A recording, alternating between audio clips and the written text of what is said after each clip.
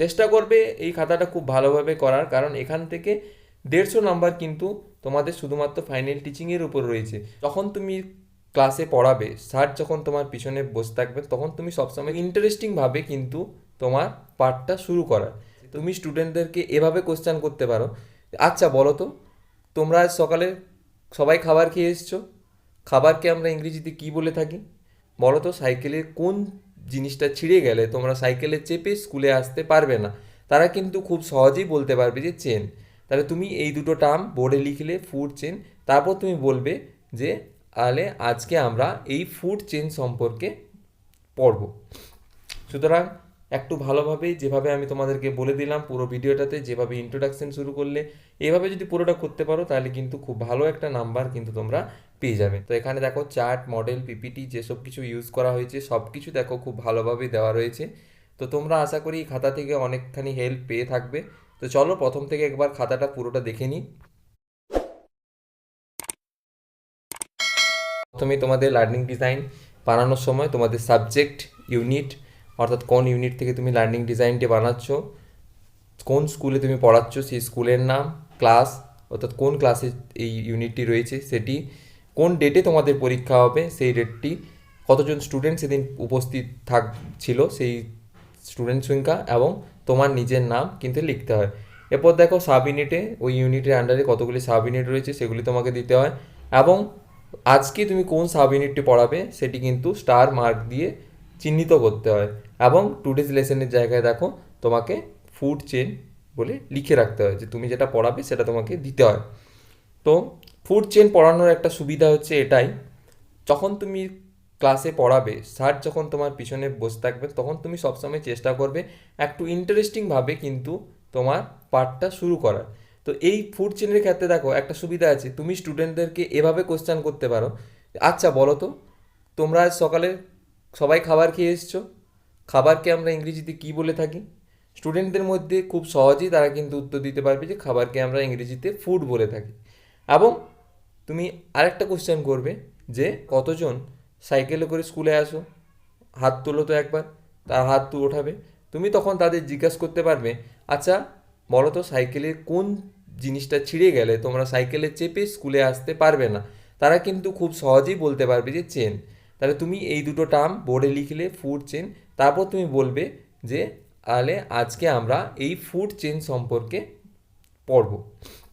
দেখো এভাবে যদি শুরু করো তাহলে এক্সটার্নাল স্যারের সামনে কিন্তু ইমপ্রেশন খুব ভালোভাবেই হয়ে থাকে। আর এই খাতাটা যে যদি বেঙ্গলি ভার্সনটা তোমরা চেয়ে থাকো তাহলে সেটাও কিন্তু আমি আমার চ্যানেলে দেওয়া রয়েছে, এবং ডেসক্রিপশনে আমি তার লিঙ্ক দিয়ে দেবো। তো সেই যদি বেঙ্গলি ভার্সনের খাতা চাই তাহলে এখান থেকে পেয়ে যাবেন। চলো তাহলে প্রথমে দেখে নিই ফুড চেনে লার্নিং অবজেক্টিভ, সেখানে যে 6টা ডোমেন রয়েছে সেই 6টা ডোমেন থেকে এভাবে কোশ্চেন কিন্তু তোমরা করে নেবে।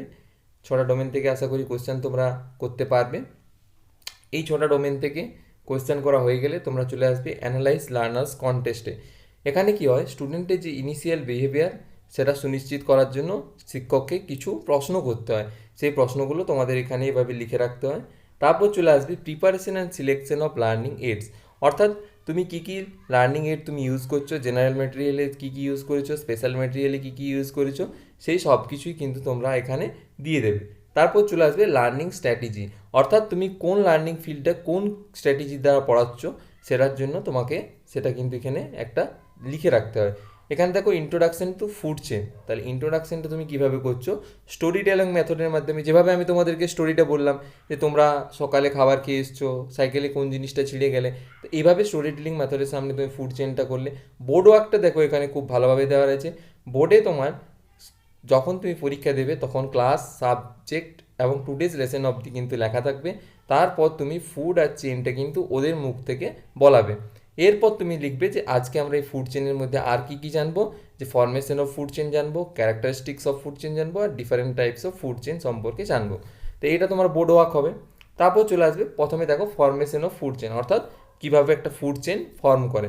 সেক্ষেত্রে দেখো তুমি যদি পাওয়ার পয়েন্ট ইউজ করতে পারো তাহলে তো খুবই ভালো হয়, কারণ সেখানে তুমি একটা যদি অ্যানিমেটেড ভিডিও দিয়ে ইউটিউব থেকে পেয়ে যাবে, যেখানে তোমার দেখা যাবে যে ঘাস, তারপর সেই ঘাসটাকে হরিণ খাচ্ছে এবং হরিণটাকে একটা বাঘ শিকার করছে। তো সিম্পলি দেখো তুমি একটা ফরমেশন অফ ফুড চেন তাদের সামনে বোঝাতে পারছো, ঠিক আছে।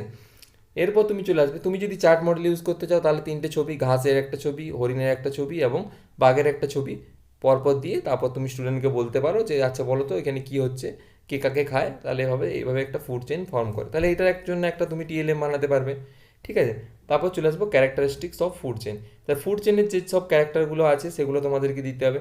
অর্থাৎ এখানে দেখো গ্রিন প্ল্যান্ট সবসময় প্রডিউসার হয়, সেটা একটা ক্যারেক্টার। ফুড চেইন কী হয়, সিকুয়েন্সিয়ালি প্রডিউসার থেকে কনজিউমার এবং তারপর আলাদা আদার কনজিউমার, টার্সিয়ারি, সেকেন্ডারি, এভাবে চলতে থাকে, তাহলে সেটা একটা ক্যারেক্টারিস্টিক।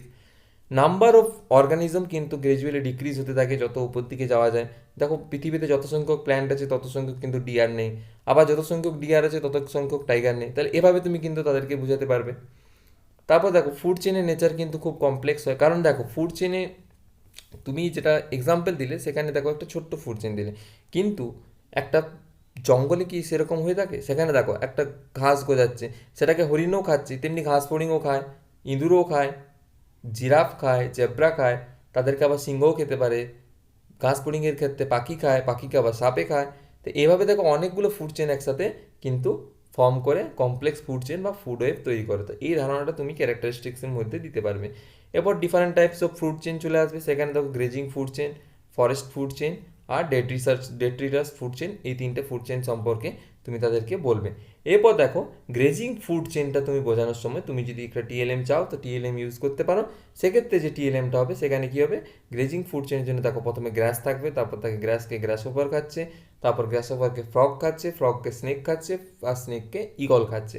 তো এভাবে তুমি একটা টিএলএম কিন্তু বানিয়ে নিতে পারো।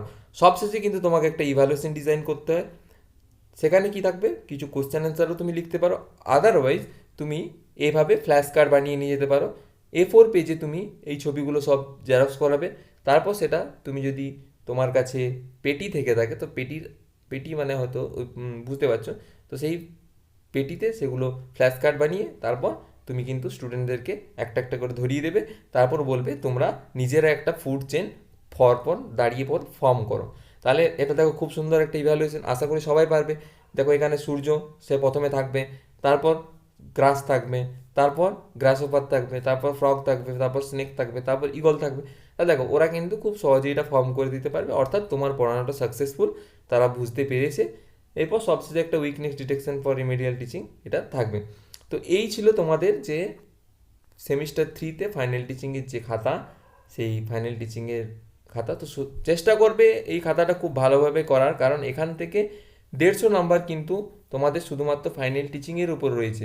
সুতরাং একটু ভালোভাবে যেভাবে আমি তোমাদেরকে বলে দিলাম পুরো ভিডিওটাতে, যেভাবে ইন্ট্রোডাকশন শুরু করলে, এইভাবে যদি পুরোটা করতে পারো তাহলে কিন্তু খুব ভালো একটা নাম্বার কিন্তু তোমরা পেয়ে যাবে। আশা করি এর থেকে অনেকটা হেল্প পাবে।